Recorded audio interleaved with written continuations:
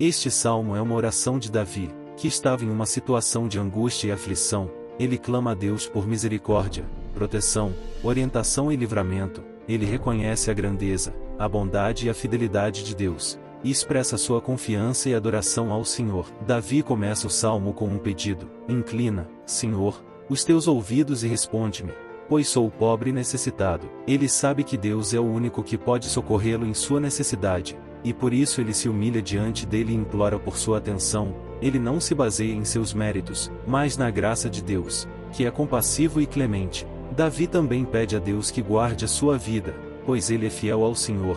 Ele reconhece que a sua vida pertence a Deus, e que ele depende dele para viver.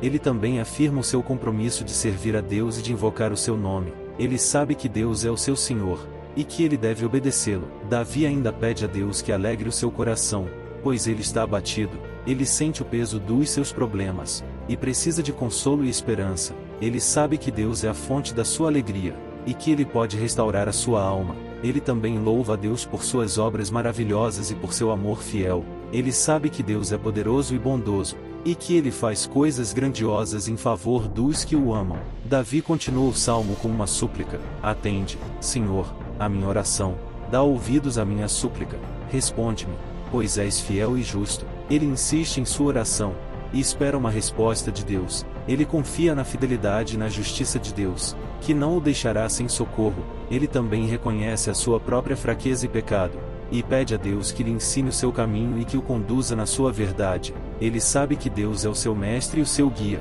e que ele precisa seguir os seus preceitos e os seus propósitos.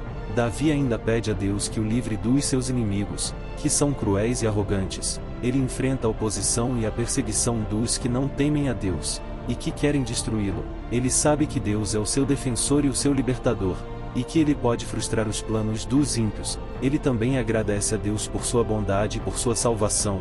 Ele sabe que Deus é o seu benfeitor e o seu salvador, e que ele o livrou da morte e da angústia.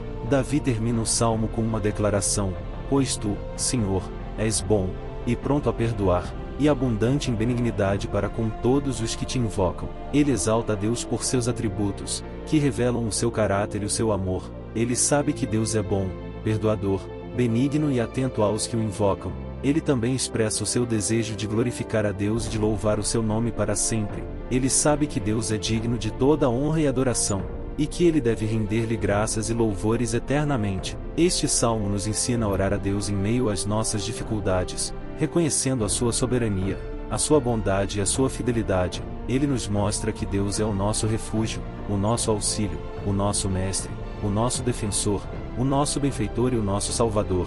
Ele nos convida a confiar em Deus, a obedecer, a esperar em Deus, a agradecer e a adorar a Deus. Ele nos lembra que Deus nos ouve, nos responde, nos guarda, nos alegra, nos ensina, nos livra, nos perdoa e nos ama.